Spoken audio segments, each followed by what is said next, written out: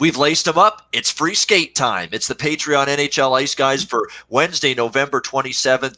Welcome aboard to all of our 91 and hopefully counting Patreon members that are already subscribed to the Patreon NHL Ice Guys on a daily basis. And also a special welcome to those of you who aren't, that are joining us on our free skate, open to the public, free edition of the Ice Guys show. You know us well. Alex B. Smith, Andrew McGinnis, Jimmy Murphy. We have been doing the Ice Guys hockey betting show on a daily basis now for well over a year. And Jimmy with us now for almost a full year at this point in time as well on the old SBR platform. And now since the spring of last year, about March of last year, we finished last season on the Patreon platform. And we've done this season so far right here on the Patreon platform. It's really the only, and certainly the best in my opinion, but one of the few, if any, daily betting shows covering the NHL, breaking down every single NHL game throughout the season from a betting perspective. That's what we do here at the Patreon NHL Ice Guys. Give you sides, give you totals, give you all of our opinions on every single game throughout the season. We post our card every day on the page as well. So we're happy to have everybody aboard for this special free skate edition. We'll continue to do this once a month, a free show just to let everybody know what we're all about and that we're still here kicking ass, taking names, giving you the best daily NHL betting coverage there is with the Ice Guys. Let's go around the horn, get a little hello from everybody. Let's start with Alex B. Smith. Alex, welcome into the free skate. Yeah, great to be here. And you know what's interesting? I if you're on Facebook, you get a thing.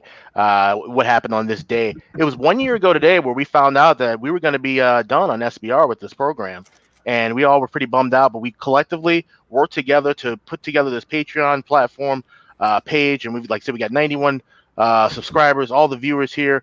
Tons of feedback, tons of love and support on Twitter. So I just want to say thanks to everybody who has helped, bring us back to where we are right now at this very moment. It's just, it's awesome to see, what a difference a year makes. So really happy to be here. And of course, Thanksgiving weekend, we got pretty much everybody playing over the next, 48 hours. It's just a wonderful time. So I'm thankful for everybody that made the Ice Guys. Thankful for you three. Thankful for all the support that we've had over the last year. Absolutely. Well said, Alex. Andrew McGinnis, free skate time. How are you today? Yeah, I'm doing great. I mean, like you guys said, this is something that we all enjoy doing. First and foremost, I just want to tell everybody that's watching right now and going to watch this, we all enjoy each other's company, at least I hope so for the most part, and we have fun together. I look forward to this every day. Some days are stressful, some days are more fun than others, and you can always look forward to join in the chat box, saying hi to us. We're always going to respond back, listening to a solid hour of hockey discussion between the four of us. We all have different personalities, different takes, bring different things to the table and different sports betting opinions. And we just certainly do enjoy what we're doing. So not only is it fun for us and we enjoy betting on hockey, but I feel like the chemistry all four of us have and bring together is unmatched. And 7 days a week we're bringing this. It may not always be all four of us. We try our best to have a full lineup, but if it's not, we get a full job done, and we always try and cover the games for you. So it's been great. I mean, Alex, that's great. I mean, I didn't realize it was 1 full year, and it's just great that we're still all managed to stay together as well. So it's been outstanding, and the future is really bright. Absolutely. Good stuff. Matt Wetzel in the chat signed up last week just because you guys are all a great follow on Twitter and give great analysis on SBR. We appreciate that. We really do. Thanks, Matt. Thanks. Shadow's been day oneer with the Ice Guys. No question. I remember Shadow from the SBR days, and he's came right there with us from day one of the Patreon era as well. He's an incredible supporter of us. Thank you, Shadow. I've been with them since day one, best show period. I made up a year in monthly subscription in 1 day. Talk about value. Very nice, kind words, Shadow. Appreciate that. Jimmy Murphy, you can tell it's a busy time of year. He's got the Liverpool game on beside him in his office space there. Jimmy, how are you? I'm great, guys. Yeah, and covering a game last night from the TV, but then got to do it again tonight for the Boston Bruins in Ottawa. And yeah, but guys, just getting to what you're saying about this show, you're right. I mean, it was, we got together there. We didn't want to let this go. I remember that. And, we were bummed, but we said, screw it. Let's go. Let's move forward and do it on our own. And, I got to say, guys, coming from a media side of, covering the game as opposed to what you guys do on a regular basis, I've learned a lot from you. And it's been a pleasure working with you for sure. And I just think that, people don't realize how hard you guys work and the stats and the research you put into it. And it's been an eye opener to me, and I hope our our viewers and our subscribers can understand that. I mean, it's an honor to work with you guys, and I'm psyched about this show. All right, awesome stuff. All right, there we go. The formalities are out of the way. It's time to get to work. It's time to get our hard hats on and our work boots on. The best hockey night of the year besides the playoffs, guys. Yeah, this is one of the better ones. The eve of Thanksgiving, a massive slate, 13 games. Let's go right at it. Starting as we always do, every show, top of the board, and we go work our way down. We're starting with the Philadelphia Flyers taking on the Columbus Blue Jackets. Top of the rotation here, we've got Columbus right here, about minus 155 at home total. It's about 5. So it was 6. It's moved down to 5.5 here in this game now, pretty much across the board with the total in this Blue Jackets Flyers game. And I could see that. The Flyers are definitely having their share of issues offensively. 2 goals or less in 8 of their last 10 games. It's been a little bit of a dry spell for Philadelphia in terms of putting the puck in the net. We capitalized, and we talked on our recent shows in the past, just the last few days, how Columbus was starting to play higher scoring games, trending over the total. They had gone 3 in a row over, reverted back to a and if you watch the Ottawa-Columbus game, it was like watching paint dry. There was not a lot of open ice. It was a very, very defensively disciplined style of game from both the Senators and the Blue Jackets. There was just no open ice, no really a ton of space out there to make plays, and Columbus squeaks out a 1-0 win.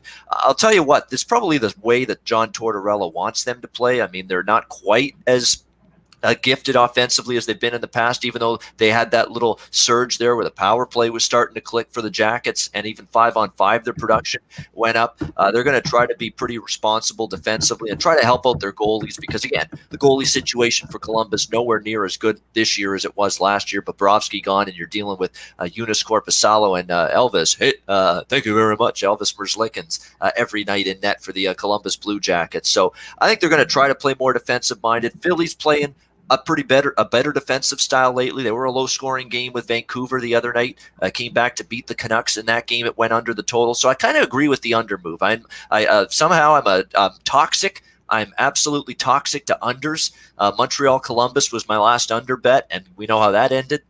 Went over the total. But in theory, expecting a lower scoring game here makes some sense. I didn't get involved in the side. A slight lean for me to the under in this game. Alex, what's your thoughts? We'll start with you. Flyers and Jackets.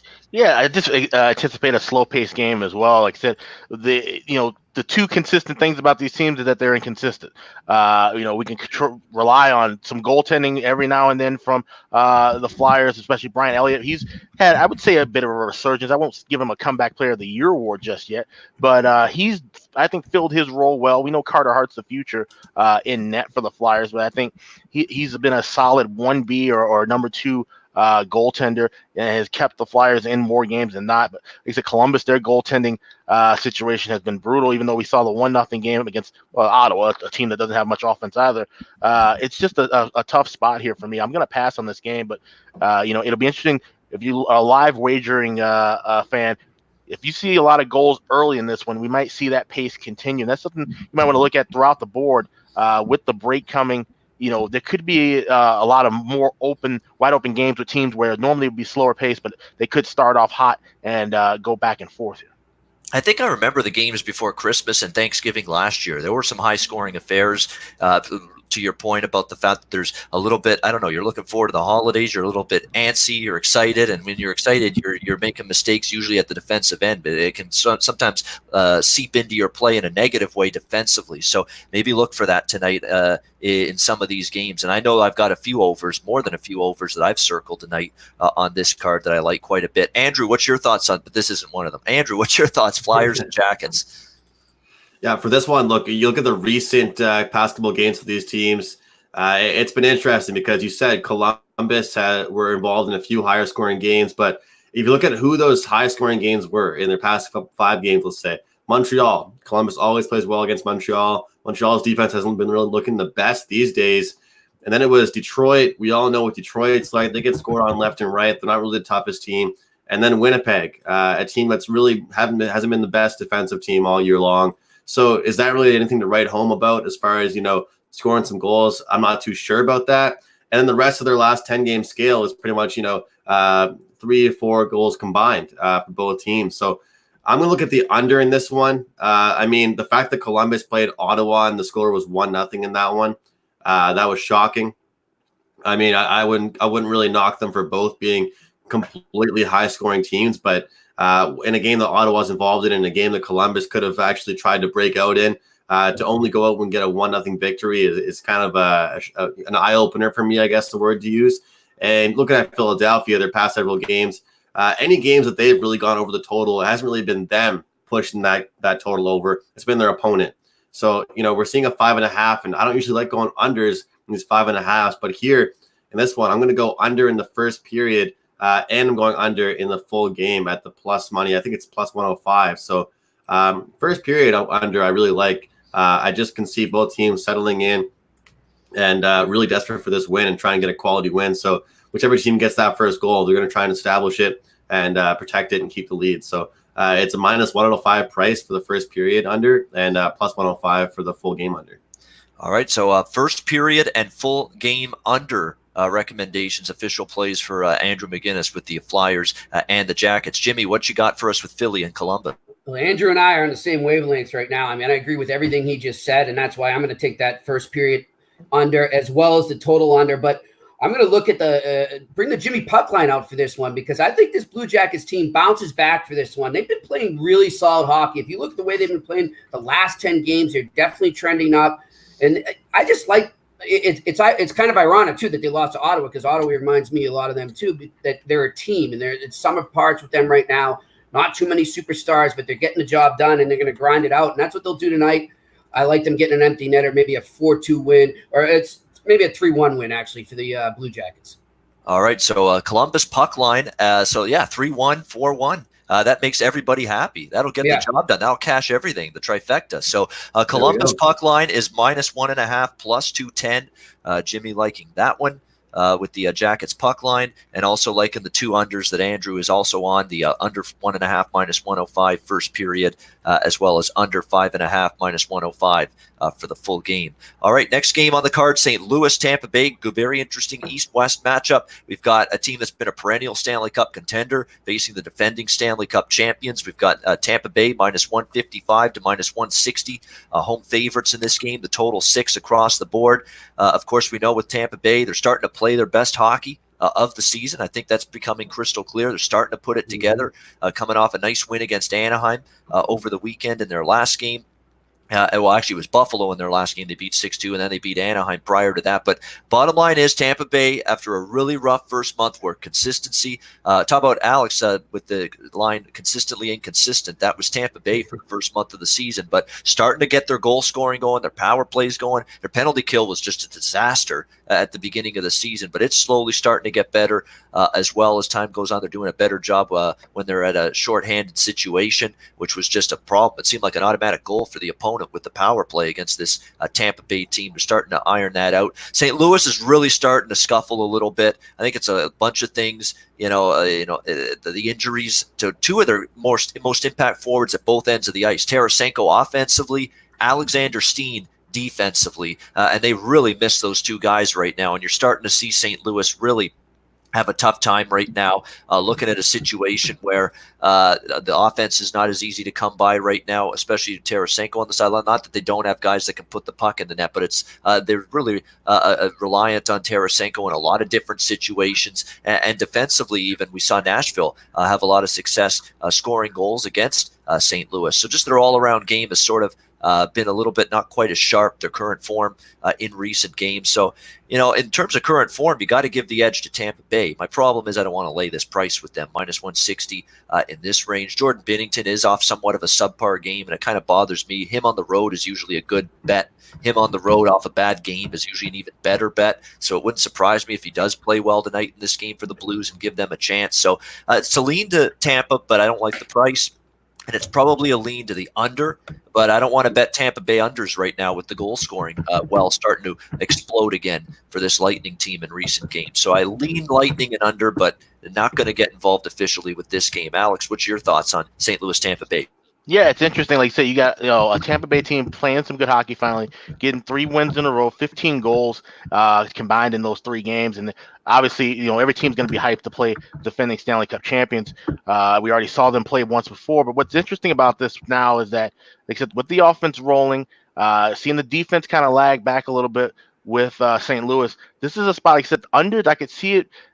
Full game would be something I'd possibly be looking at, but I'm going to do something I've been talking about in this program for a while. I'm going to go with the first period over 1.5 minus $1.30, and then I'm going to be looking to bet this full game under live at the end of the first period. If that cashes, which we've seen this cash quite often with these two teams, 4-2 the last 6 overall for St. Louis, 6-2 in the last 8 to the over for the Lightning. I think we can see things kind of settle down. These two coaches that know how to make in-game changes and intermission changes well. So you'll probably get a much better number if this first period over cashes. So that's the way I would be attacking this game. All right, first period over minus 130 first period, and then may look to bet it live in game. And you're not gonna hear better first period stats and trends and numbers anywhere than what you hear on the Patreon NHL Ice Guys, and mostly from Alex B. Smith, who does a great job all season long just tracking the first period totals numbers with all of these teams. Andrew, what's your thoughts on St. Louis, Tampa Bay? Yeah, look at this game. I feel like people haven't been giving the Tampa Bay Lightning enough credit this year. Because they're so overhyped the past few years. Last year, getting that disappointed route in the playoffs and their exit.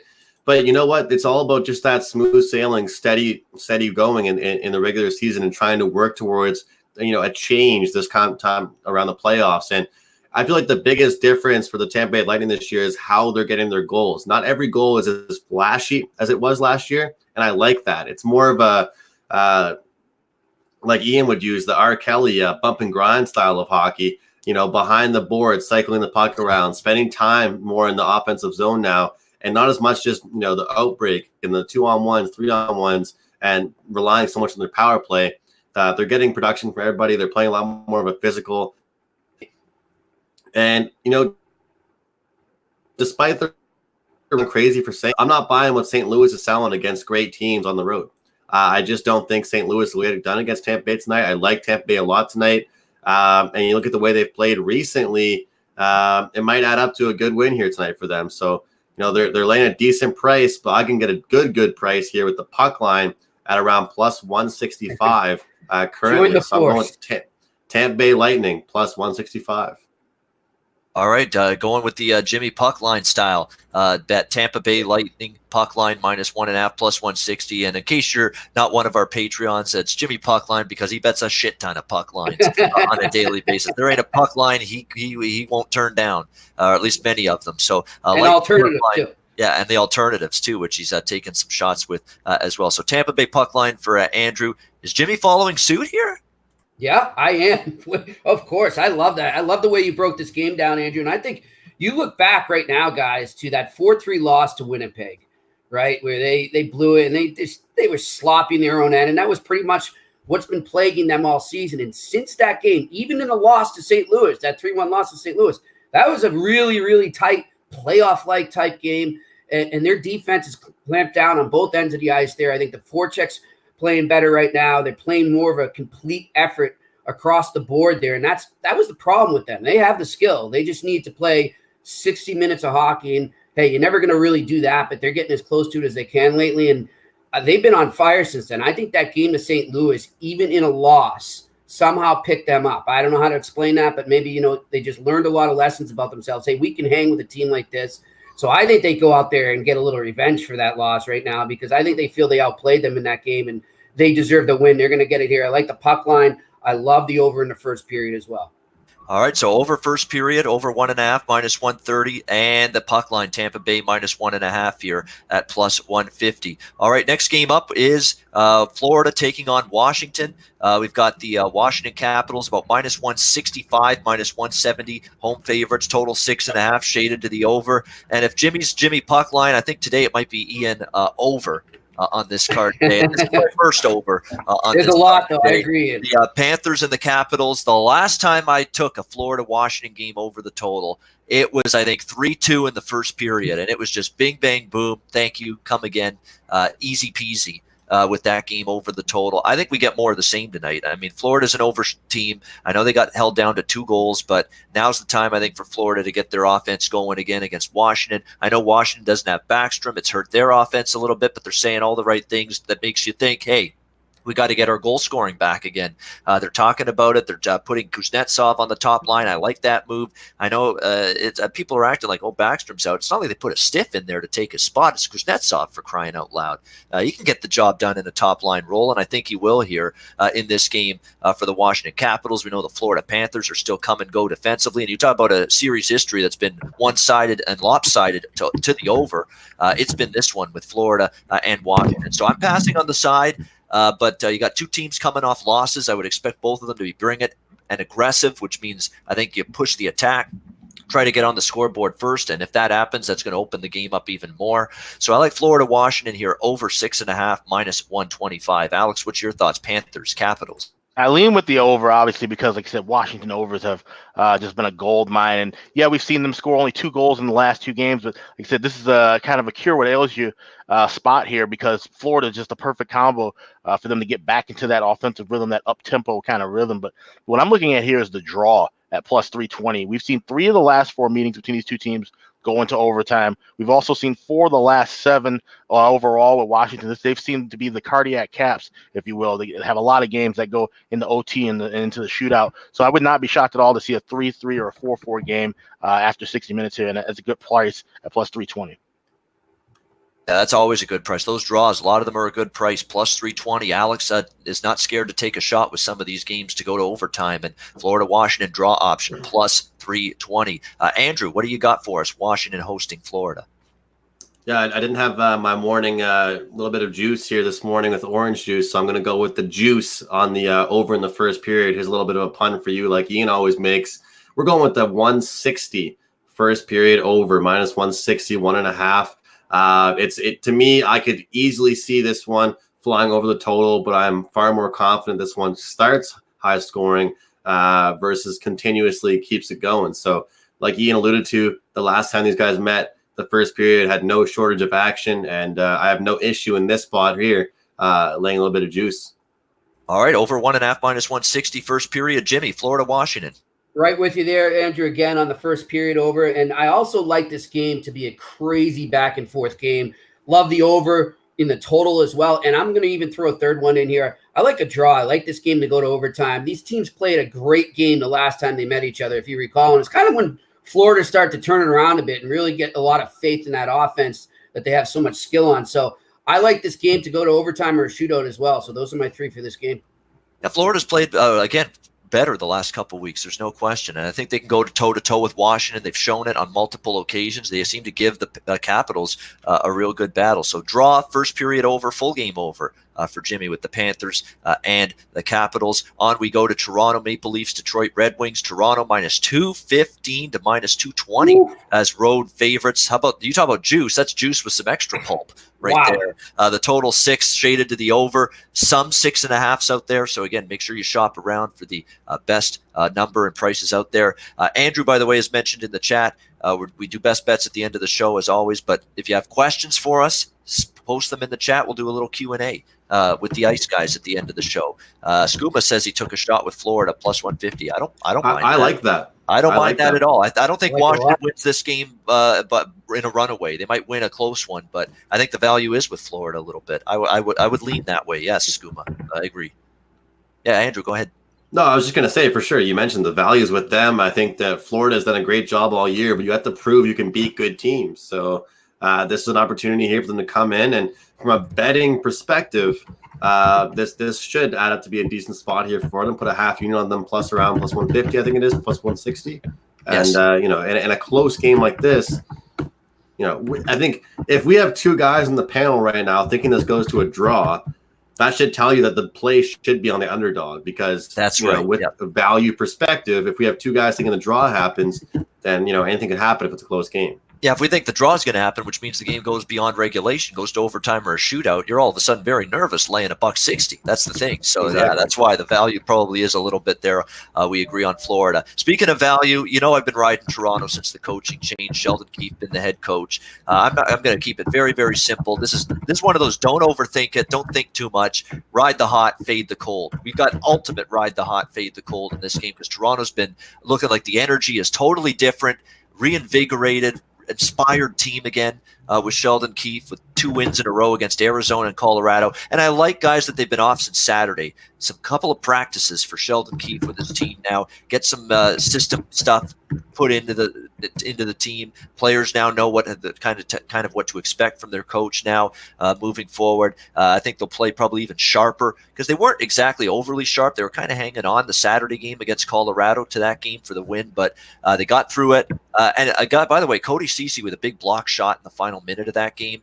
Just the stuff you didn't see down the end of the Mike Babcock era. Who was sacrificing themselves on this team for their teammates? Who was blocking shots? Who was getting their stick and body in the passing and shooting lanes? Nobody was willing to do that. It's like they had forgotten how to do that. All of a sudden, the commitment to team defense is back again a little bit, and they're blocking shots again. Where was that with Mike Babcock before? But all of a sudden, it's a new energy, new spirit again with this Leafs team. And boy, they're catching Detroit. And from a Detroit perspective, you're playing Toronto at the wrong time. I mean, you're banged up beyond belief. You got injuries to the blue line. You're not playing good hockey at all. Oh, now you lose probably your best forward behind Dylan Larkin and Anthony Mantha, who's going to be out long-term, who's had a tremendous season. Where are the goals going to come from for Detroit outside of Anthony Mantha? Jonathan Bernier in net, I sure as hell don't trust him. That's for sure. Give me Ian Puck line comes out for this game. We take a page out of Jimmy's book.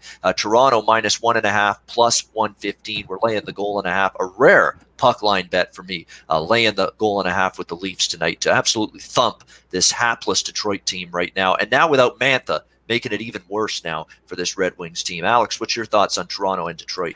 Yeah, my initial thought was with the full game over at 6. I thought it was a pretty cheap price. Like I said, the way that Toronto's finally getting the offense clicking, and of course Detroit, we've talked about it ad nauseum, how many they just give up goals night after night after night. But like you said, now with Mantha being out, it's a little tough to kind of rely on the offense there with Detroit. So I'm going to take the team total over 3.5, laying $1.40 with Toronto. I feel confident that they can get there into the bargain there, and more than likely should go over that full game number. But I just feel a little bit more relaxed knowing that Toronto, like I said, working on things finally, getting their offense rolling. They should be able to get at least 4 goals here. Yeah, absolutely. And again, the regulation was too high, so I said, let's do a puck line because I think they can win by 2 or more. They have won by 2 or more in their first 2 games, getting margin of victory against Arizona and Colorado, although they needed an empty net right at the very last second to get that to a 2-goal margin. Andrew, what's your thoughts on Toronto-Detroit? Well, obviously, as a Habs fan, I unfortunately have to hear it from a lot of different Leafs fans back and forth about who's better, who's doing what. The thing that I was talking about a few days ago when I was away was that it seemed as if that there was a whole Stanley Cup parade already planned when the Maple Leafs beat the Arizona Coyotes. And again, it's the Arizona Coyotes. So of course, the Toronto media loved it. The fans loved it. Every station was going crazy about it. Sheldon Keefe is the new coach of the year. Okay, let's take a step back and relax here because it was the Arizona Coyotes. And I'm not knocking media guys, Jimmy, because I know you're a solid writer, but some of those headlines were cracking me up saying that, hey, the Leafs are back. This is a good team. The thing is that I will say is they have fallen into a pretty good schedule. They had that good win against Arizona. They were due for a win. They had some rough losses before that. They had a solid effort against Colorado. They beat their former guy, Nazem Kadri. And now, hello, Detroit, a team that they've fared really well against and a team that they should take care of. Their top player is Anthony Mantha. I believe he's out. I think it's been officially announced, so he's out. This puck line isn't as juicy as I would have liked it to be as far as plus value, but I definitely don't want to lay that money line. And I was looking at this overnight. I liked it, and they should get the job done. I'm not saying the Leafs are going to go on a huge roll, but the difference I will say with this Leafs team now, and I don't want to get into politics, is just I think this Leafs team, they needed a players coach. And I do play-by-play, and I see university coaches all the time. Like I'm right on the sideline when I do my play-by-play. I see the difference between some coaches that are yelling at their players and the fear in some of the players' eyes versus the players that when they sub you off to tell you something, they're high-fiving you and letting you know what you did wrong. And I feel like that's the difference between Sheldon Keefe and Mike Babcock. Keefe is not trying to make you look bad. He just wants himself to look good and the whole team, whereas Mike Babcock is more of a my way or the highway kind of guy. So they needed a younger coach, a fresh coach, and I think that they got it. And I think it'll work really well for them, unfortunately. All right, like in the Toronto puck line as well. 6 points in 7 games this month, by the way, for Jason Spezza, who now all of a sudden is not going to get scratched all that much with Sheldon Keefe behind the bench like he was with Mike Babcock. And Tyson Barrie looks like Tyson Barrie again. He's jumping into the play and he's getting power play time, which he never did under the previous coach. So he's gotten a little bit of a bump from the coaching change as well. We're starting to see signs of the old Tyson Barrie that we became accustomed to in Colorado. He's played a lot better in just 2 games under the new head coach. Jimmy, what's your thoughts here? Leafs, Red Wings. Well, I'm with you guys on that. On the Toronto Maple Leafs getting it over at 3.5. I think that's a cinch against this Detroit team. And I really, I feel bad for this Detroit team because they were showing signs of hope that maybe they were going to not be a playoff team, but be one of these teams who scrapped every night. And then all of a sudden they revert into this team that's just got no life whatsoever, or just has no chance against a team like the Toronto Maple Leafs right now, who I think, Ian, you're making the right move. Keep riding them until they lose here because they're a steam wagon right now since Keefe took over. And Andrew makes great points. I agree. I mean, this team wasn't molded in Mike Babcock's fashion, and that's the reason he got fired. That's the reason they struggled under him. And they will do better under Keefe. I don't know. I'm with you though, Andrew. I mean, I think people are getting ahead of themselves when they start talking Stanley Cup, but they have a much better shot at least making the playoffs right now, which only a week ago was a major question. Yeah, absolutely. So Jimmy likes the team total here, over 3.5, minus 140 on the Leafs. Imagine going 2 months into the season like Babcock did, and you never gave Tyson Barrie #1 unit on the power play time. Imagine that. It's baffling. It's hard to believe. He never got on the #1 power play. He's on the #1 like Cassidy didn't play Krug there. Yeah. Yeah, it's ridiculous. Like, what the hell are we doing here? This is a guy that scored double digits in power play goals last year. He's a power play guy. It's like, you know what? This is my skill set. It's like he threw his skill set in the garbage can for the first 2 months of the season because it's not being used. He's not using the skill set because he's not getting the power play time. I mean, absolutely insane stuff that as you start to hear about it more and more, and it's baffling for the coach with the accolades of Babcock. Some of the stuff he did was head-scratching and scratched Jason Spezza on the opening night against his former team. Just bizarre stuff without a doubt. And certainly it looks like there's been a nice cleansing that's been made with the Leafs. They look like a reinvigorated group now in the 2 games since Sheldon Keefe's been behind their bench. Next up on the card, Boston, Ottawa. Boston minus 150 to minus 160. Road favorites, total 6 shaded to the under. This is a tricky game because Boston's not a team I'm in any rush to bet against right now. They're finding ways to win. Even saw Patrice Bergeron, no problem whatsoever. Absolutely impressive last night. Now, that could have been a different game in the first period. Montreal had a nice first period last night. They couldn't score, couldn't finish enough of their chances, and everything Boston was getting was going in the net. And that was the difference. Next thing you know, it was 3-1 at the end of the first period, and then the floodgates just opened for Boston in the second period, and it ended up being an ugly 8-1 loss for Montreal against this Boston team. But for Boston, they're off a huge win against a team they always are excited to play, and it's a big game when you play Montreal. It's back-to-back now on the road, playing Ottawa now, laying a big price. You worry a little bit about this spot. Ottawa's won 4 or 5 in a row, I believe, at home, and they're a hard-out, tough effort, good effort, work ethic strong nightly with this Ottawa team. Win or lose, they're showing up to play. They put on their work boots and give you a good effort. Defensively, they've been a lot better lately. Nilsson and Anderson, the 2 goalies, have even been solid lately. So I don't think this is going to be a cakewalk for Boston. And the spot's dubious after just pummeling Montreal last night. Does this game get that 100% focus before Thanksgiving? They've got the Friday afternoon game. It's a tricky spot. I don't have the guts to pull the trigger on Ottawa, but it's an Ottawa spot more than it's a Boston spot tonight here for this Bruins Senators game. I'm passing, but maybe if I had to lean, I'd lean to the plus price, believe it or not, with Ottawa. It's a much better spot. We'll see if Boston can keep their heads on straight, focus, and get the job done after just a mammoth win last night against the Habs. Alex, what's your thoughts on Boston against Ottawa?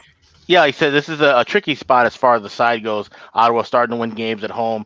He said in Boston, kind of a bit of a sandwich spot. One thing I would be looking at here was the first period over. We've seen this cash 9-3 so far this month with Boston. Of course, easy cash in their last game, getting 3 goals. And like I said, they've dominated Ottawa in this series. That's another question mark I have with taking the Sens here, 9-0-1 the last 10 for Boston against Ottawa. So they seem to be in their heads. They seem to match up against them well. So I'm going to take the first period over. 1.5, laying around $1.40, $1.45, but also like the team total over 3.5 plus 110. I've seen that in a couple spots with Boston. If they can get things rolling early, they should be able to get 4 goals. I think we're getting great value at that plus price. Boston team total over 3.5 plus 110, and Boston Ottawa over 1.5 minus 145 in the first period for Alex with Bruins Senators. Andrew, what do you got? Bruins and Senators. Yeah, same thing as Alex. I'm on the first period. I'm in that game against Montreal, unfortunately. And you saw that they had that slow start against Minnesota when I was there at that game, and they picked it up. And ever since then, they've looked pretty hot. Pasternak, Marchand are playing outstanding hockey right now. DeBrusk has picked it up, and it seems like they're moving the puck up the ice. And the defenseman, it just seems like the pace has clicked. I don't know if I'm overreacting because my Habs got completely pummeled, but I just feel like the pace for this Boston Bruins team are going to give out versus the Sens is going to be great. And I'll be straight up. I took that Boston Bruins money line last night at minus 150. The Boston Bruins have won 9 straight against the Ottawa Senators. I don't think this Boston Bruins team backs down against shitty teams. They show up against everybody. This Boston Bruins team means business, and they're not going to roll over. They're going to go down the highway, play Ottawa, and get the job done. So I'm on the money line, eating the juice, and I'm on the first period over in this one. And here's why the Bruins can survive the Bergeron injury, because they put David Krejci on the top line. David Krejci in a slump on the top line is not even close to a Patrice Bergeron. But David Krejci's not in a slump. He's in anything but right now. He's been absolutely fantastic lately for the Bruins. About 14 points in his last 11 games. And now he's on that top line. And that's why he can't do everything that Bergeron can do, obviously, especially in the defensive side. But he's giving you that offense right now. And him sliding in there between Marchand and Pasternak right now, it's working offensively. Because Krejci's on fire right now, and he's, at least in the short term, could be okay in that top line center spot while Bergeron is on the mend. Jimmy, what's your thoughts? Boston, Ottawa. Yeah, this is a tough one. I'm going to go back to everything Ian was saying, guys, and I agree with you. I mean, why would you go against the Bruins right now? They're a wagon, and I mean, if I'm tempted, I might do, but if I did, I would take Boston in regulation. That would be where I'd lean. I'm skeptical though, because I'll tell you this. I know for a fact that they had a really good time on their train ride from Montreal to Ottawa last night after the game. So we're going to see if there are a bunch of old school guys that can get up and play some shinny and go at it after a nice night with the boys, or we're going to see some really tired legs and tired bodies and minds for the Bruins. So I'm going to stay away from this one, guys, but I think it's going to be a better game than people think. I'm with Ian. I think it's going to be a tight game, and I like the way Ottawa's playing, but I mean, the Bruins are playing too. If a gun was to my head, I'd take the Bruins. Yeah, exactly. I'm like that too. I think it's a tricky spot for Boston, but why they're not giving me any there's better things to do with my money and time right now than bet against the Bruins. There just is. Yeah. That's the way I feel about it right now. Yeah. I just want to. I think it's good to follow along and appease the viewership and answer the questions. Shadow had a question for you, Jimmy, about the puck line in the Toronto game. You're on the team total. He was saying it's because there's not great value on the puck line as to why you're on the just team total. Exactly. Not a good enough price. Plus 115. That's it. Yep. And also he wanted to know our thoughts on the first period puck line for Boston in this one. And I'm assuming about what you guys are saying, you think maybe stay off and stick to full game, or you think Boston? Because Jimmy, from the way that you say it, maybe it's the opposite. Maybe take the plus a half goal for Ottawa. I mean, I don't know. That's what I'm saying. We're gonna really see how they play after a fun night, because I know, I'm just telling you guys, that was a planned long time ago team bonding thing for the Boston Bruins. Now, hey, maybe that works great and translates into chemistry on the ice, but at the same time, this was their if they're looking at their schedule right now, and I looked at it too, this was their last time to kind of be like, you know what, we just went into Montreal and whipped our rivals' ass right now. We deserve this. Let's have a good time, boys, and this is going to be a fun train ride. So that's all I'm saying. Keep that in mind. This is a game maybe I'd look at a lot live. If you see that the Bruins do have their legs, hey, then start riding them when you can still get any good value. But I wouldn't touch it before the game starts. Yeah, and that's exactly why I'm staying away from Boston first period bet for sure. I'm staying away from anything Boston first period because I just don't know what I'm going to get from them right off the hop. Big win last night, second game on the road, and Ottawa rested. Hopefully you got the hair of the dog, and they'll be fun. That's right. Exactly. That's what we can hope for. If you're hoping for that if you're a Bruin fan. Next up, we've got Calgary Buffalo. Calgary minus 125, road favorites, total 5.5, shaded to the under here in this game. If you've been betting Calgary under lately, you've been doing amazing. This team is just staying under the total routinely here. We know Calgary, and certainly in terms of laying a price with this team on the road, I'm not doing that right now. They had a terrible losing streak. They snapped it for one game against Philadelphia to win in a shootout that day, Saturday against the Flyers. They end up losing again against Pittsburgh, 3-2 in overtime. And now, of course, we know the Bill Peters stuff comes to light. Racial slurs against a former player, kicking guys in the back. Punching them in the back behind the bench as allegations being thrown at Bill Peters from former players going back to his time with the Carolina Hurricanes. It's ugly stuff. It's ugly as can be off the ice. It's despicable if true. And you got to assume it is because there's a bunch of players that are saying that, and the stories are being corroborated. I think he will be fired. I think he's not coaching behind the bench tonight. The Calgary Flames will not have him behind the bench. It's the assistant that is going to be taking over behind the bench tonight. Who knows how this affects Calgary as a team on the ice? I mean, they're not playing well on the ice as it is. Their best players have been far from their best players for an extended amount of time. Johnny Gaudreau, Sean Monahan, Kachuk, all of them struggling right now. Offensively has been where the problems really have been for this Calgary team. And now you've got this circus off the ice and this big time issue that's and stuff that's going on with Bill Peters off the ice. This is a really bad situation. On the ice, bad play. Off the ice, massive distractions with this Bill Peters news. It's not a team I can back on the road. In fact, I'm taking Buffalo here at the home underdog price. We are seeing the Sabres perk up a little bit. Could have and should have beat Boston last week. I thought they outplayed the Bruins, but Rask pulled the Bruins to victory in that game. Buffalo had a nice win against Florida on Sunday. They got caught in a tough back-to-back against a surging Tampa team. I don't fault them too much for that in their last game. Jack Eichel has really played well the last few games, and I think they can take advantage of a Calgary team that's reeling on the ice and probably reeling off the ice, dealing with this headache of this Bill Peters shit. I mean, that's the last thing they need to deal with right now, this Calgary team. So I think they're a fade all the way tonight, and the price is reasonable enough. I'm on Buffalo here, plus 105 against Calgary. Alex, what's your thoughts on Flame Sabres? Well, the interesting thing with a issue and situation like this is that the teams sometimes could rally and say, hey, you know what, let's tune the distractions out and let's just focus on what we can control right now. And that's what's in front of us on the ice. And so they could just, bond together as a team, those 18 guys on the ice, and get things done. But like I said, you got to wait and see. It's definitely something you probably want to bet live. If anything, I can't trust Buffalo the way that they've been rolling right now either in the spot. If anything, I'm going to be playing the draw here. You get plus 285, plus 290. 3 of the last 4 meetings between these two teams have gone in the OT or a shootout. We've seen Calgary had a lot of games early that went into overtime. The last 2 for Calgary have gone into the extra frame. So plus 285. Wouldn't be shocked here if we see, things kind of balance back and forth. These are two teams that are struggling to desperately need a win, but I can see them at least getting a point each and going into OT. All right, so I definitely looked maybe toward the draw here with Calgary and Buffalo for Alex B. Smith. And yeah, unfortunately, it's been a bad week for NHL coaching circles as all of a sudden we're finding out that's a little bit of a D-bag fraternity here with some of these guys from a head coaching perspective here with the NHL. So it's been a rough week when we're hearing really bad stories about some prominent NHL head coaches around the league. Andrew McGinnis, what's your thoughts on Calgary and Buffalo? Yeah, I mean, one team is 2-8 last 10. One team is 3-7 last 10. They're both having difficulty scoring. Buffalo is doing almost the exact same thing they did last year, where they had a great start and they completely fell off the face of the earth.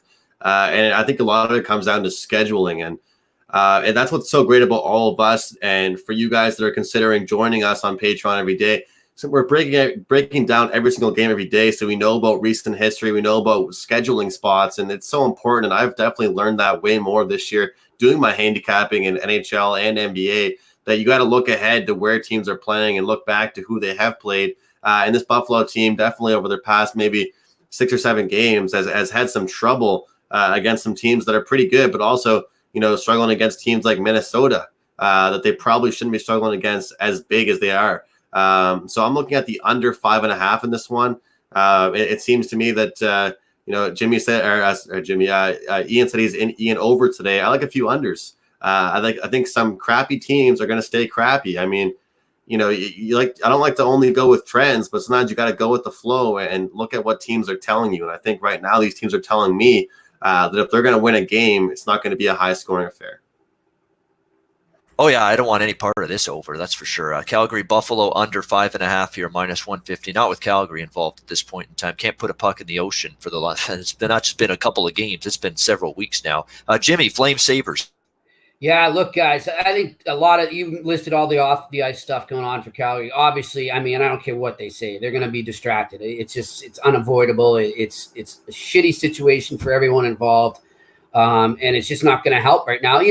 Sometimes maybe you see a team unite around something like this, and if they were suffering the same type of abuse from Peters there, maybe they rally around it now that he's not on the bench. So. That's why, I mean, I'm with you guys. I like Alex's bet of the draw here, considering your overtime history, considering maybe the Flames do step up and rally around this, what appears to be an asshole, not behind the bench anymore. And they start, I'm not going to compare it to Babcock because Babcock wasn't even close to what Bill Peters is alleged to have done.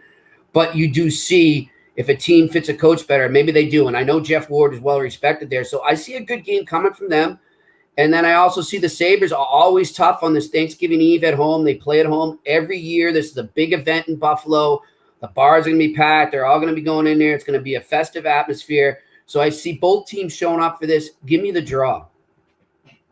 Liking the draw as well as Alex. Calgary Buffalo draw plus 290 in this one. Thanks to everyone in the chat. I'm trying to keep up with it here. Do you have any numbers or could you any regarding first period puck line with some of these teams? I don't have any. I don't track the first period puck line and how that goes. I do look at those bets every now and then, but I don't track how they've done for each team. No. Yeah, and I kind of answered that in the chat where he was mentioning in regards with Boston, and I was saying how there's been a lot of, at least within this last month, where they've been either trailing or tied after 20 minutes of play. So that's not conducive to the puck line because they're usually favored more often than not. So laying that half a goal has been kind of tough with them. But the first period overs, as I mentioned earlier, 9-3 with Boston in November.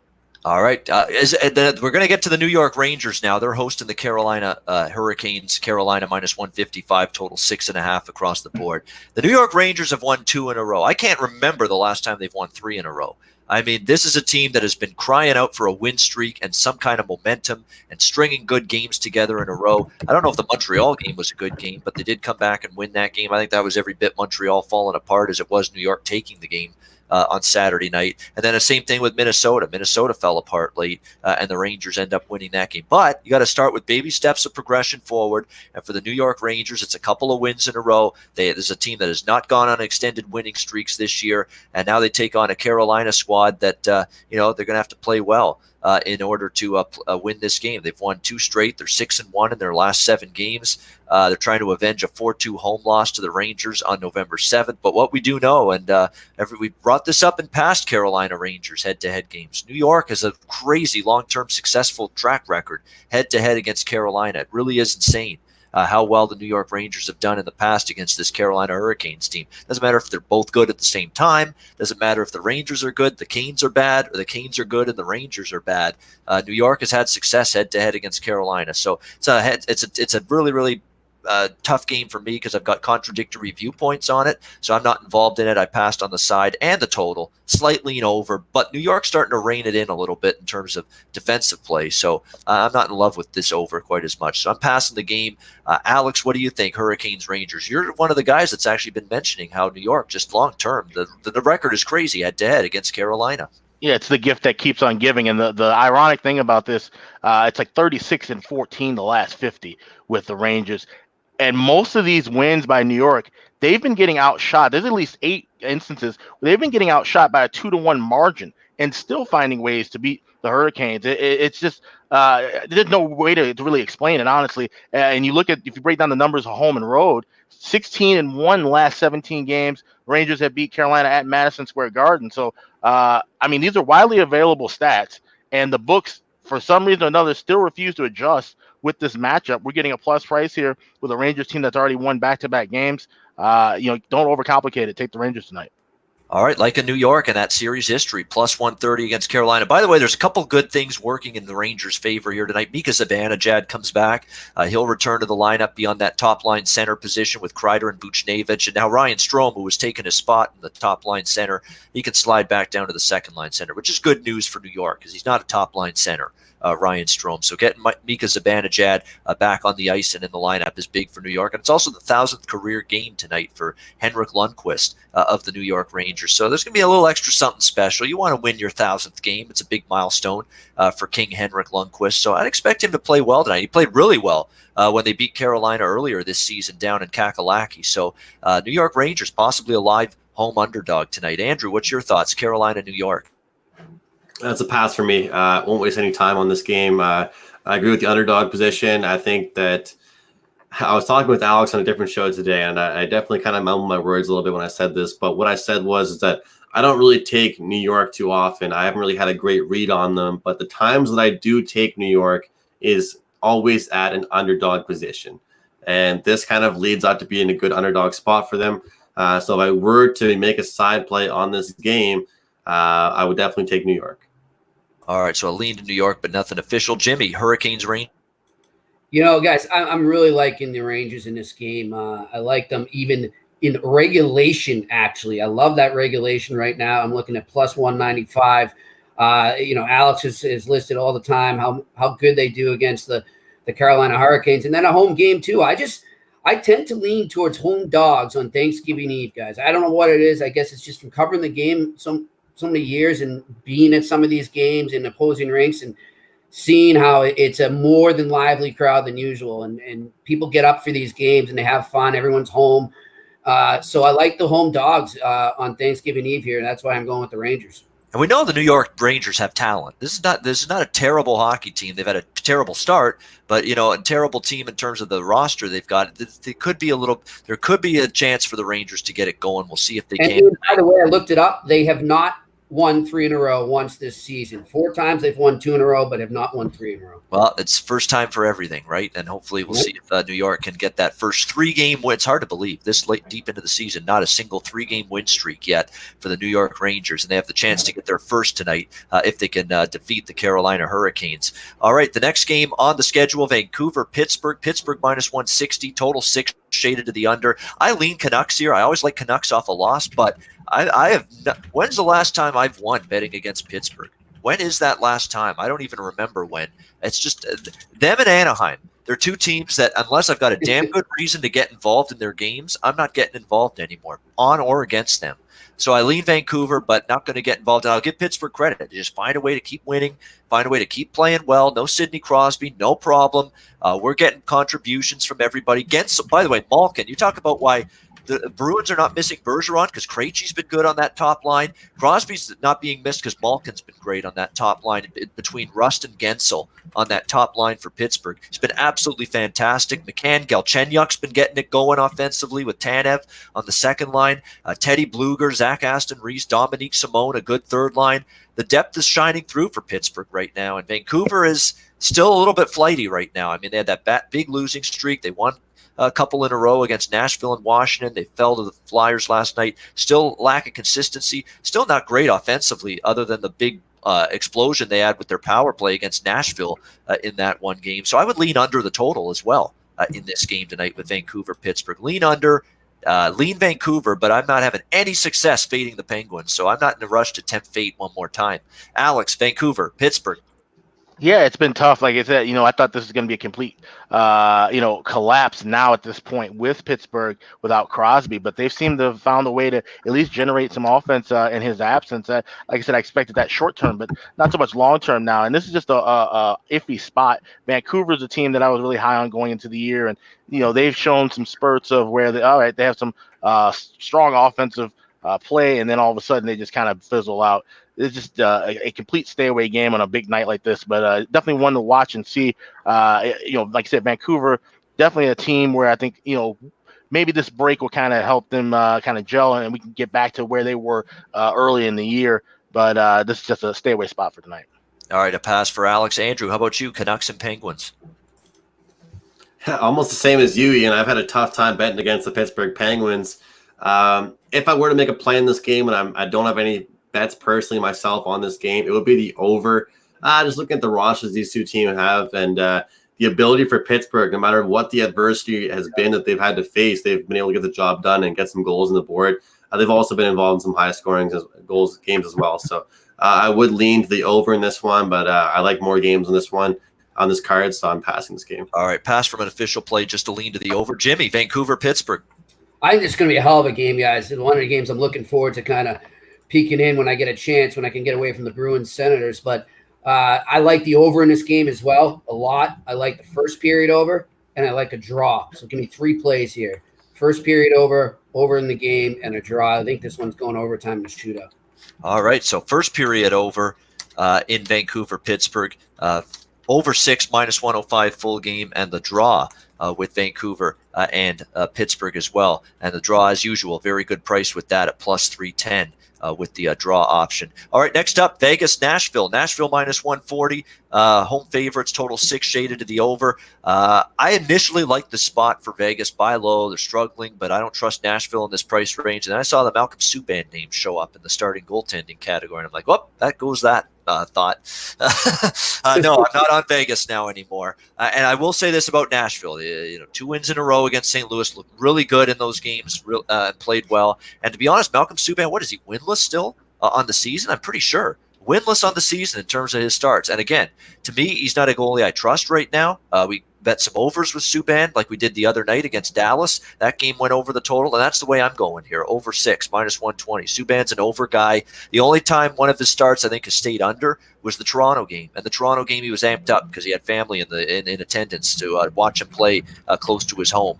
Other than that, it's been a lot of mediocre at best, at absolute best, from Malcolm Subban and net. The question is, can Vegas help you out with this total going over? Because their offense has dried up a little bit in recent games. But I think Nashville can get 3-4 goals at least, can get at least 2 or 3 from Vegas, even though their offense has tailed off a little bit, their production in recent games. We need more from Pacioretty and Stone and especially Marchessault, Carlson, and Smith. They've been very quiet in recent games for the Golden Knights. That's very unlike them. I think they're too good a group of players to stay quiet offensively for much longer. I think they might come to life a little bit. I still don't trust Rene and Saros. That goalie duo for Nashville doesn't do much for me.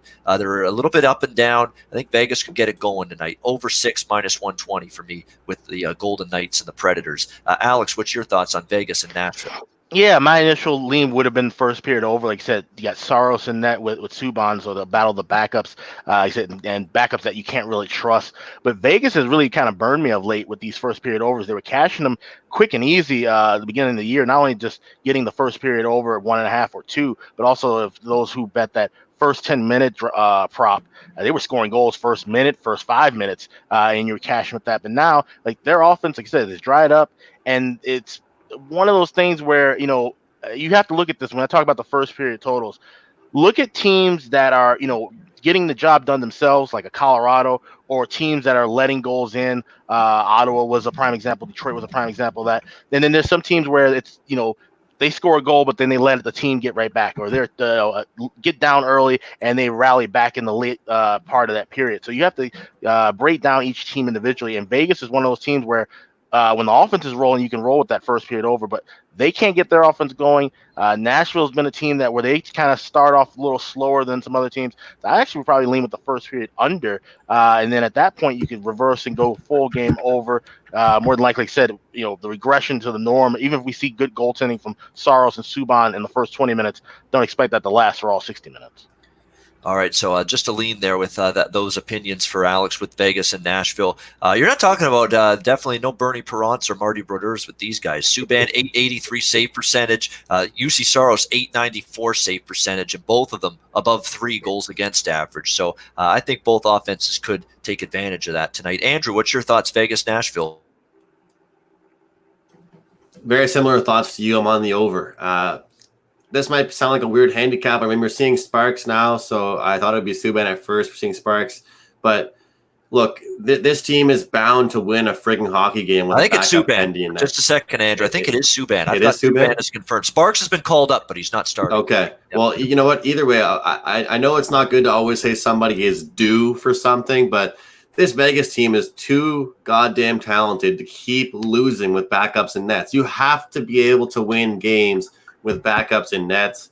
It's ridiculous. I mean, you look at the way that they play here when it's Fleury and they're down there in, the basement when it's any other goalie in nets. It's not fair. It's not fair to those goaltenders, because I really do feel like we've seen Subban have some decent games and his team plays differently when he's in between the nets. And you should be rallying around him and trying to play even better defensively to get him a win. I mean, think about it like this. I mean, you don't get a win over the first several weeks of the season. I mean, he's looking at getting sent down. I mean, I think he's 0-4-2 at this point.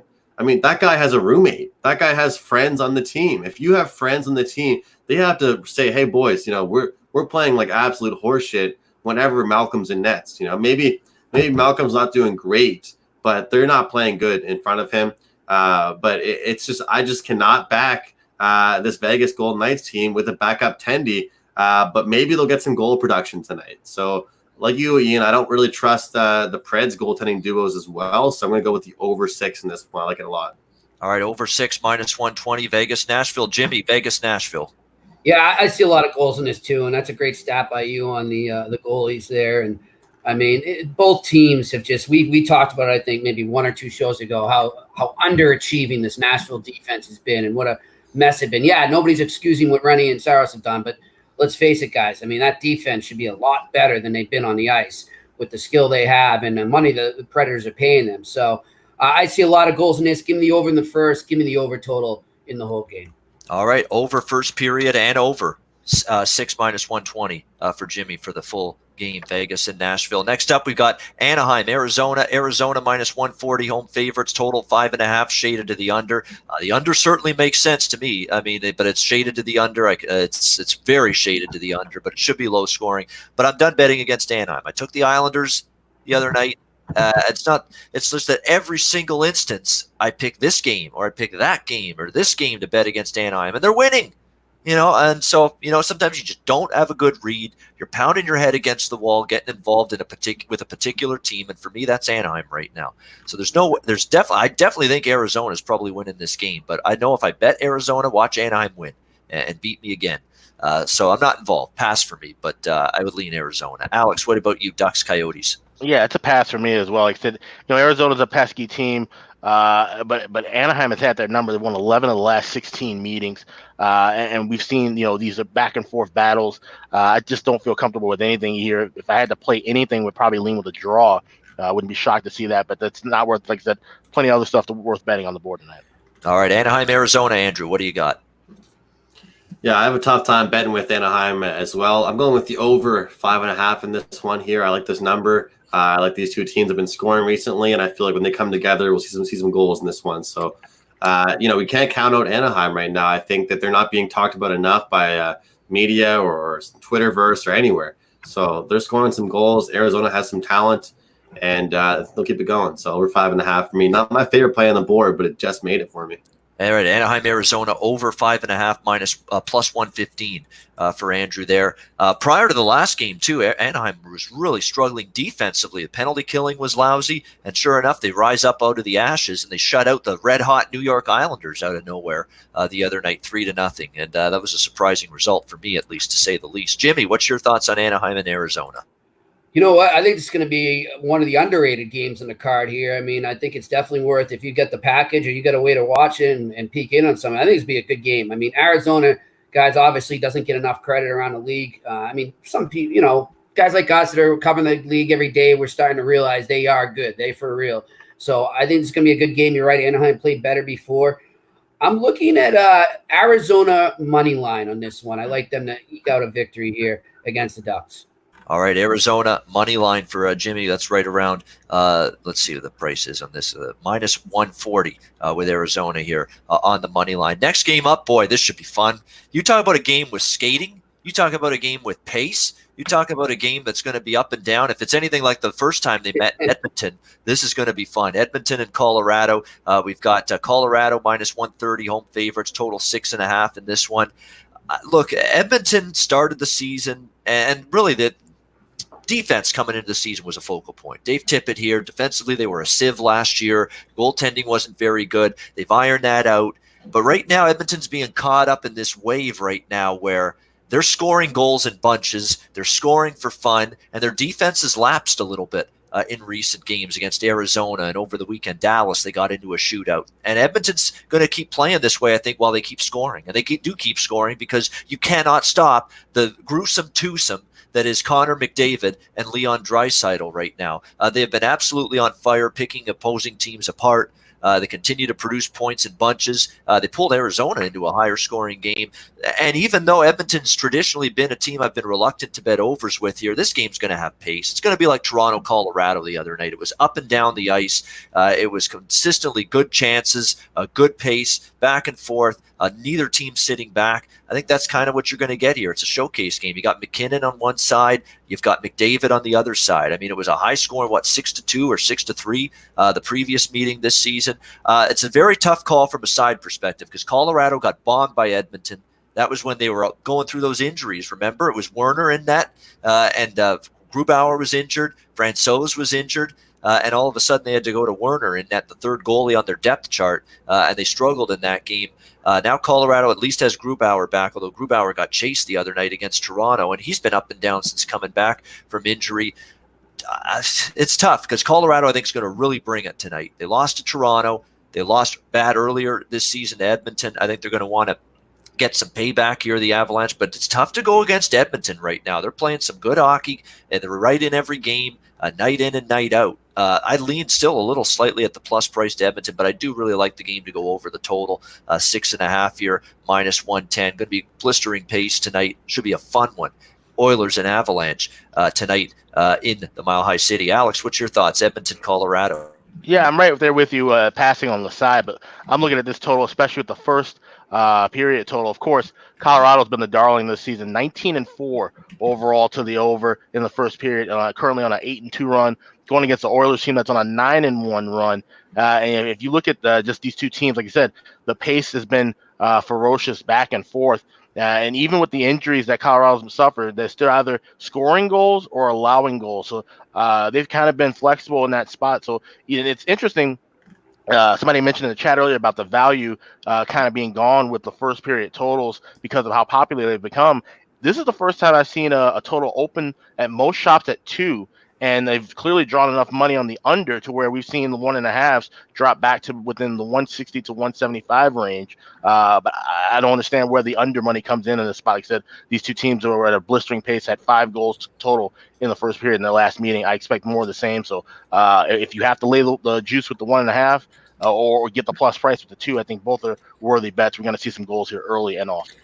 All right, Edmonton, Colorado, over, I believe, what is it, 2 plus 120? Is that the price of that? All right, plus 120, over 2 in the first period for Owls. Yeah, they've been an over machine, first period over machine, Colorado lately, and Edmonton even lately. Like Edmonton's now, again, they're feeling good offensively, and when you're feeling good offensively, you want to keep scoring because everything's coming easily at that end of the ice, and then you start forgetting about the other end, and that's kind of what's happening with Edmonton. They're getting caught up in that kind of thought right now. Andrew, let's move on to you. Edmonton, Colorado. Yeah, not much for this, guys. It's going to be a great hockey game. I'm watching this as a fan, and I'll enjoy this game. I don't have a side or a total on this one. I would like to take a look at Colorado as a revenge spot here after a pretty sad ending for their game against Toronto. It was a good effort, but no play for me in this one. Both teams are going to play some good hockey, I think. All right, no play, but a great one to watch. I like the first period over, but I'm just not comfortable with the odds. The big price, I wanted to make a point of that. Yeah, exactly. Definitely. That's why Alex prefers the 2 because, plus price, take a shot that maybe because a lot of 2-1. Look at Toronto, Colorado the other night. That was easily over the 2 in the first period. Jimmy, what's your thoughts? Edmonton, Colorado should be a lot of fun to watch this. Yeah, I think it's going to be a great game. It's just, it's obviously tough when you look at Colorado. And like we continue to say, they've got a lot of heart, this team, a lot of depth, I think, and a lot more than people realize in the way they battled through these injuries to key players. But I think maybe that's a difference tonight with some of that, having some of those guys not in there. And I really think the Oilers look at this as maybe, this is another chance for us to make a statement here. And Connor McDavid kind of seizes moments like that. I'm going to go with the Oilers in regulation at Colorado tonight. All right. I tell you what, it's tough. I mean, I tried to make a case for Colorado because I know they'll be fired up after losing to Toronto at home, and they lost to Edmonton earlier this season. But it's not easy to go against Edmonton right now. They're finding ways, and especially when McDavid and Draisaitl are both on fire at the same time.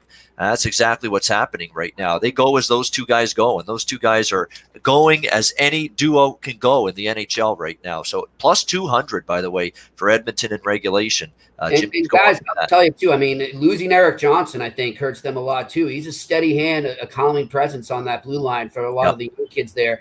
I mean, not to say that Carl McCarr wouldn't be doing what he's doing without Eric Johnson, but I think he has rubbed off on him. It helps a young kid like that in crucial situations. So that's a big loss for them.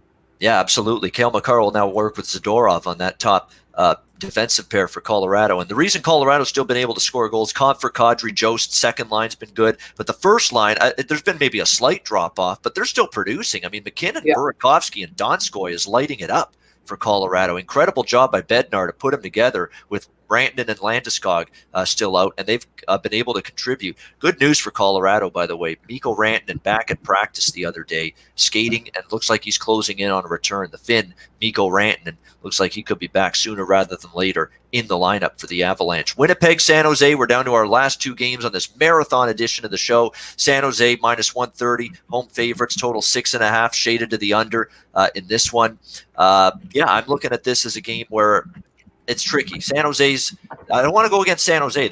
They've convinced me right now. They're playing good. And finally, against the Islanders, they beat someone that's good, and was playing good at the time San Jose played them. So I'm officially giving San Jose an ounce of credit. And I've been reluctant to do so. Everybody knows that. I've been poo-pooing the Sharks all season long, but I'll give them credit. They're playing really good hockey. They blew a lead to LA and rescued it in overtime the other night against the Kings. Playing well, but it won't be easy against Winnipeg. Winnipeg's down another blue liner. Just when they're starting to get some traction defensively, Nathan Beaulieu goes down. Josh Morrissey gets hurt the last game, although Morrissey is expected to play tonight for the Jets.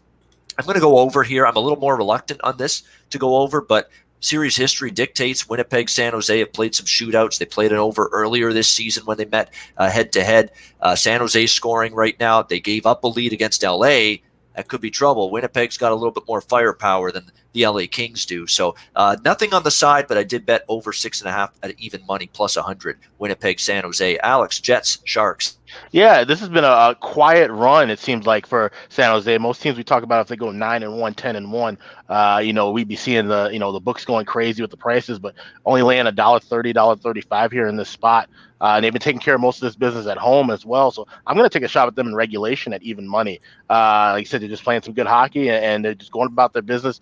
And like I said, are they going to start, running these off and turn it to the Islanders? I don't necessarily think so, but they just seem to be catching teams at the right times, catching teams in the middle of that California trip at home, and benefiting from that. A lot of one-goal games, and they're just swinging their way. So I'm going to ride the hot hand here and go with San Jose in regulation. All right, San Jose in regulation, minus 105 for Alex. Hockey Cannon in the chat. Great question. Asked it to Alex, but I agree with it. It's really worth a shot. He says both teams to score in the first period. That's a soccer betting option, both teams to score in soccer, but it's for the full game always. Well, in hockey, you can't do that for a full game because both teams usually are going to score 99.9% of the time in a hockey game. But both teams to score in the first period, plus 138 for Edmonton, Colorado is the game he's referring to. I could totally see that. Easily 1-1. It could be in the first period. You're going to get pace. You're going to get chances. You got game breakers on both sides. I like that. I have no argument. Alex thinks it's solid. I do too. Hockey Cannon. Both teams to score first period, plus 138 in that Oilers-Avalanche game. Andrew, let's go to you. Shark Tank, Winnipeg, San Jose. What do you like? No, Alex mentioned this to me earlier, and I really liked it. He said that, this streak that the Sharks are on are probably one of the most unrecognized and spoken about streaks. And it's true. I have no official play in this one, but I would just keep riding the Sharks team right now. They're finding a way to win. They've kind of, I guess you could say they found themselves again. They're clicking now, and they're playing a good, solid step of hockey. So, Winnipeg, I still think they're an up and down team. Do I think this number is close to where it should be? Possibly, but I still think that the edge definitely goes to San Jose in this one at home, and they'll keep rolling.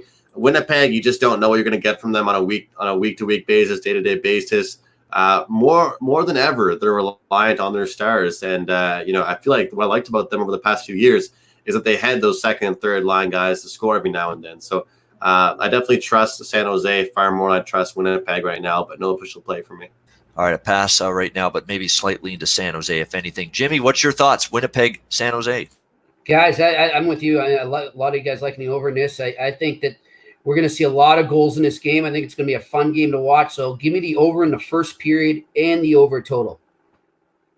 Period over for Jimmy in this one, which currently Winnipeg, San Jose is over 1.5 minus 140 in the first period, and also liking the full game over 6.5 at plus 100, even money on that. All right, final game. We've made it to the 13th and final game on this massive card, although we're also going to throw in New Jersey, Montreal right after that. The one game on Thanksgiving Thursday. Reminder to those of you that are subscribed with us on patreon.com/iceguys. We have no show tomorrow for Thanksgiving, taking the day off. We'll be back Friday for our next show, 2 p.m. Eastern on Black Friday, breaking down the Big Friday NHL card. So no show tomorrow. That's why we're going to throw the Thursday game in the mix at the end of the show.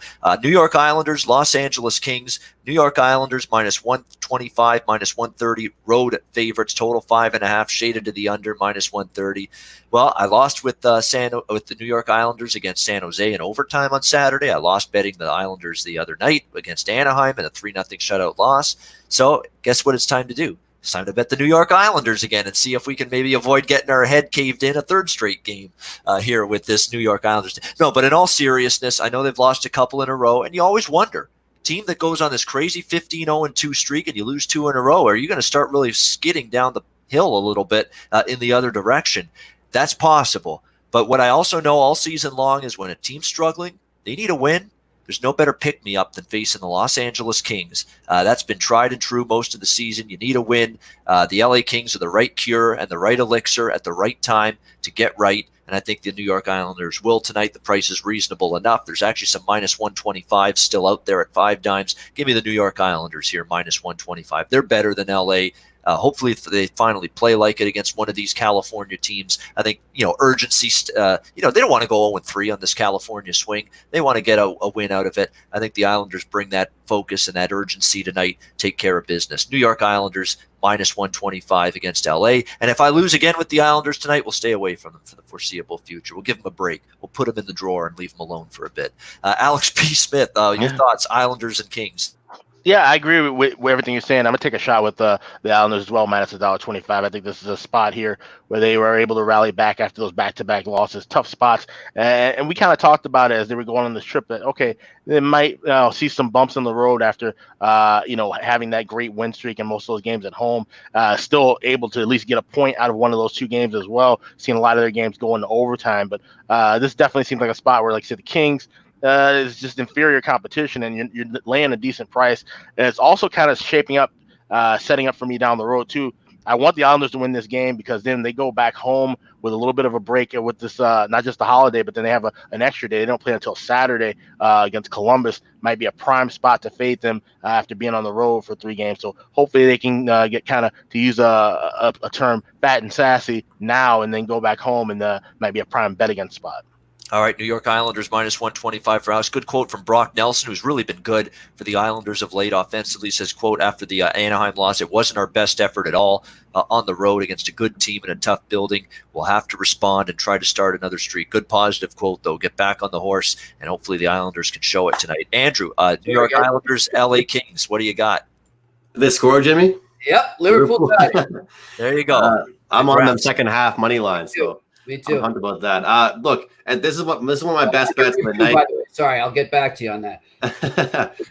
This is one of my best bets of the night, and the funny thing is, I was literally going to bring up that same quote that Ian brought up, and I don't just always read into what players are saying. I think it's kind of sometimes it's bullshit what they're saying. Honestly, they're trying to look good in front of the media. But in a spot like this, I like it, guys, because this team has been so good all season long, and yet they seem pissed off after 2 losses. They seem mad, upset, ready to go here. What better team can I think of than my favorite team to fade in the whole NHL than the LA Kings to go up against here and take some of that anger out? I got my top bet here is on the Islanders. I'm also on the under 5.5 in this one. Islanders will shut this team down. They have been involved in lower scoring games. They just haven't been able to score themselves. And this is a game here where they'll fire everything they can on net. and get on the board here. So, it was a couple games, past couple games I wasn't really too high on. This one here is my nightcap game. I certainly do like. All right, Islanders and under, liking the side and the total of this game for Andrew McGinnis under 5.5. Jimmy, Islanders King. Guys, the final of the night, I have to do a Jimmy puck line here. There you go. And I'm with Andrew. I think this is a bad spot for LA. Well, most spots are pretty bad for them, but I think this is a real bad spot because they're going to get, like you guys just pointed out, a ticked off Islanders team that's going to play very disciplined hockey. So give me not only the puck line, I'm going to go under here too. I could see a 3-0, 4-0 shutout here of the LA Kings. That's the way I see the Islanders bouncing back from this mini bump in their schedule.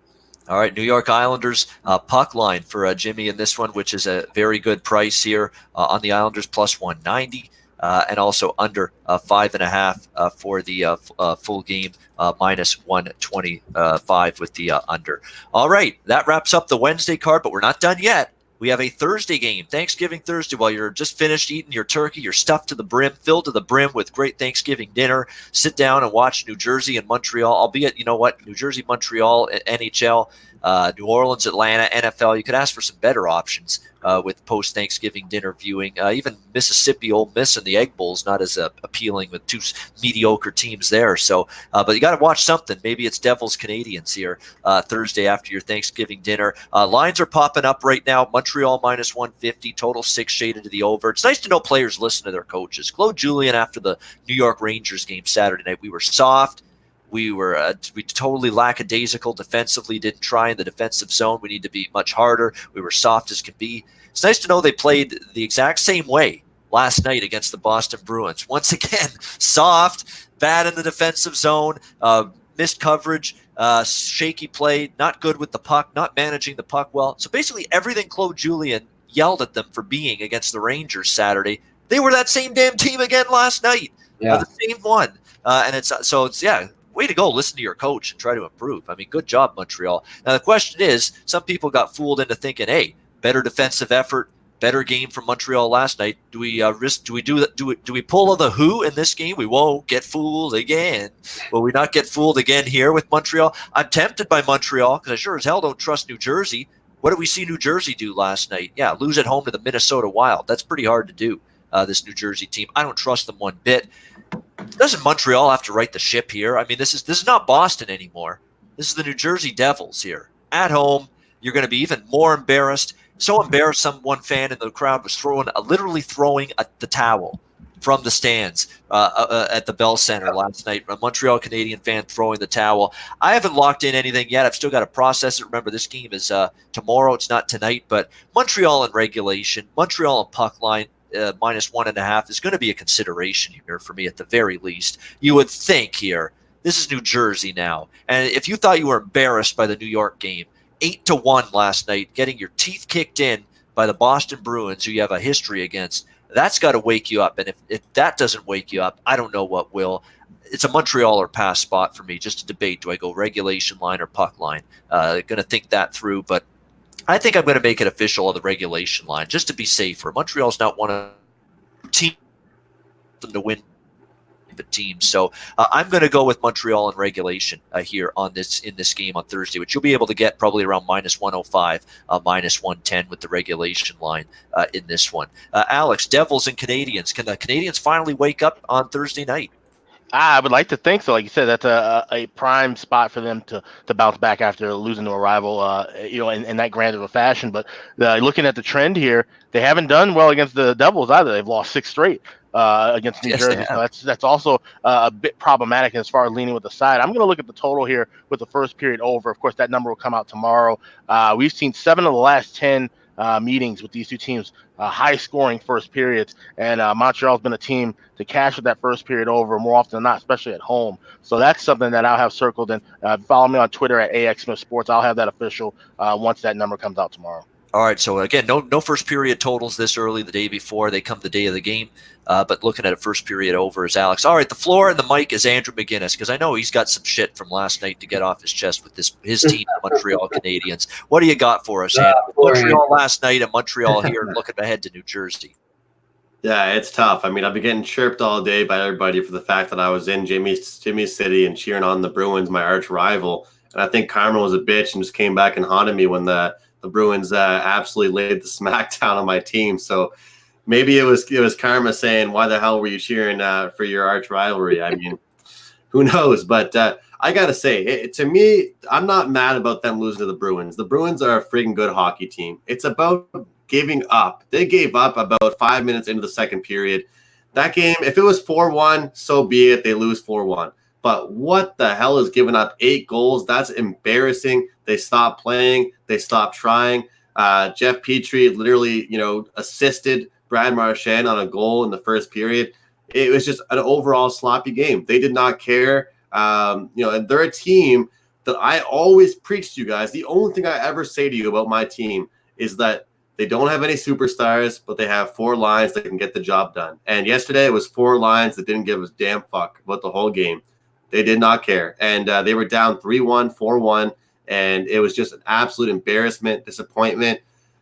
I'm sorry. This is a betting show. This is a hockey show. I am not betting on this game. We have way more. I have a crap ton of bets tonight, more bets today between NBA, college basketball, hockey, and soccer even than I've had in a while on one day. There's no need for me to bet on tomorrow's hockey game. I don't trust either team, and that's saying a lot about a guy that thinks he knows his own team. I certainly don't right now. So no bet for me. Yeah, I think if they were playing anybody but New Jersey or maybe LA in this spot, Montreal, I probably would have passed. But they're playing one of the worst in terms of disappointments, in terms of overall teams, New Jersey. So maybe that gets them, but we'll see. But you're right. I don't blame you for not having as much confidence. That was humbling last night. And that's not a spot where you're supposed to lose 8-1 when you blow a 4-goal lead the game before that. Very worrisome, troubling developments for the Canadians. Jimmy, you obviously saw a lot of that last night, 8-1 Bruins over the Habs. What did you make of it? And what do you make of Montreal tomorrow night? Because of what I make of that game and what I make of the Habs right now at the current state of that organization, I'm staying far, far away from anything they're involved in right now. They're just a mess. And I don't know what happened, how it happened, but this, at first I thought maybe it's the injuries. They got some good guys out. Obviously, Juan is out and Byron, but there's some fundamental things going on there that aren't good. That are, coming to the surface right now for the Habs. So I'm going to, on that note, they're playing a team that is going through the same stuff, that is really just trying to find their identity and find out how good they really are, how bad they really are. So this is just a tough game that I'll stay away from. I just hopefully for all the fans of both teams, they get their act together right now, because those are 2 rudderless ships right now. I'll tell you that. Yeah, rudderless ships for sure, New Jersey and Montreal. So we got passes from Andrew and Jimmy. Alex is going to look at a first period over, and I'm going to look at Montreal in regulation here in this game against New Jersey. DX Filer saying goodbye in the chat. Happy Thanksgiving to you too, DX Filer, one of our regular viewers. This is your last chance. We're going to sign off and recap the card to end the show. If you got a question for us, a Q&A briefly, now's the time to send it. Speak now or forever hold your peace type of deal. But before we sign off, we'll recap everybody's plays. Thank you for everyone tuning in, our free skate show. We're going to do these once a month. Thank you very much for tuning in. We'll have one in December as well. Date to be announced, but we will definitely do another free-for-all Ice Guys show coming up in the month of December. All right, we're going to recap what everybody's got for the Wednesday NHL card. We'll start with Jimmy Murphy, Philadelphia Columbus under 1.5. First period, Philadelphia Columbus under 5.5 full game. Columbus puck line minus 1.5 plus 210. Tampa Bay puck line minus 1.5 plus 150. St. Louis Tampa Bay over 1.5 minus 130 first period. Florida Washington over 1.5 minus 160 first period. Florida Washington over 6.5 minus 125. Florida Washington draw plus 325. Toronto team total over 3.5 minus 140. Calgary Buffalo draw plus 290. New York Rangers in regulation plus 230. Vancouver Pittsburgh over 6 minus 105 and over 1.5 first period in that game. And the draw plus 280. Vegas Nashville over 6 minus 120. Vegas Nashville over 1.5 minus 150 first period. Anaheim Arizona over 5.5 plus 115. Edmonton in regulation plus 200. Winnipeg San Jose over 1.5 minus 140 first period. Winnipeg San Jose over 6.5 plus 100. And New York Islanders puck line minus 1.5 plus 190. Jimmy, of that a huge assortment of plays, any best bet? Yeah, I'm going to go with the New York Islanders puck line as my best bet. All right, Buckline Islanders for Jimmy's best bet. Andrew McGinnis, Philadelphia Columbus under 1.5 minus 105 first period, under 5.5 Philadelphia Columbus full game. Tampa Bay puck line minus 1.5 plus 150. Florida Washington over 1.5 minus 160 first period. Boston Ottawa over 1.5 minus 145 first period. Calgary Buffalo under 5.5 minus 115. Anaheim, Arizona over 5.5 plus 115. New York Islanders minus. That's not official, Ian. Sorry, I don't want to make that official. Sorry to interrupt you. Don't want to make Coyotes. Coyotes game is just a lean for me. Okay, just a lean on that. Okay, Calgary Buffalo under 5.5 minus 115. New York Islanders minus 125. New York Islanders Los Angeles under 5.5 minus 125. And best bet, what do you got? Islanders. Let's get it done, Jimmy. Islanders money line for me. That's right. All right, Islanders money line minus 125. Best bet for Andrew. Alex B. Smith, St. Louis, Tampa Bay over 1.5 minus 130 first period. Florida, Washington draw plus 320. Toronto team total over 3.5 minus 140. Boston, Ottawa over 1.5 minus 145 first period. Boston team total over 3.5 plus 110. Calgary Buffalo draw plus 290. New York Rangers plus 130. Edmonton Colorado over 2 plus 120 first period. San Jose in regulation minus 105. New York Islanders minus 125. Alex, any best bet? I guess we all are in a New York state of mind, but I'm going with the Rangers as my best bet here, the plus price. All right, it's a New York trifecta of best bet. I can't complete it because I don't have. Well, I have the Islanders, but it's not a best bet. Nothing actually for me tonight is a bet. You know what? It's a big. I'll throw out a best bet. I will actually do a best bet. I've got Florida Washington over 6.5 minus 125. Buffalo plus 105. Vegas Nashville over 6 minus 120. Edmonton, Colorado over 6.5 minus 110. Winnipeg, San Jose over 6.5 plus 100. New York Islanders minus 125. But my best bet is those resurgent, coaching cleansed Toronto Maple Leafs. Puck line for a best bet, a rarity for me. Toronto puck line minus 1.5 plus 115 will be my best bet for this Thursday card. All right. That wraps up, or this Wednesday card, I should say. Again, I'm getting confused because Thursday is usually the big day. Wednesday card. This is it, guys. We're off till Friday. Thanks to everyone for making this Free Skate show a good one, tuning in, supporting us. And again, if you're not a member, you watched this show and you liked what you saw, go to patreon.com/Ice Guys. It's just $10 a month, and you'll get shows every single day like this, 7 days a week throughout the NHL betting season, breaking down every game with the four of us from a betting perspective. So again, thank you to everybody. Happy Thanksgiving to everyone in the United States, to Jimmy and Alex in particular, our American comrades. Happy Thanksgiving. You guys, breaking news for you too. The Boston Bruins have just signed Charlie Coyle to an extension. All right, that's local kid is coming back long term for the Boston Bruins. Charlie Coyle back in the fold long term for the Boston Bruins. So good news if you're Boston, taking care of some business and getting the contract done. $5.2 million for a year for 6 years. All right, good stuff. Wagner, good Boston boy, Charlie Coyle, Boston boy.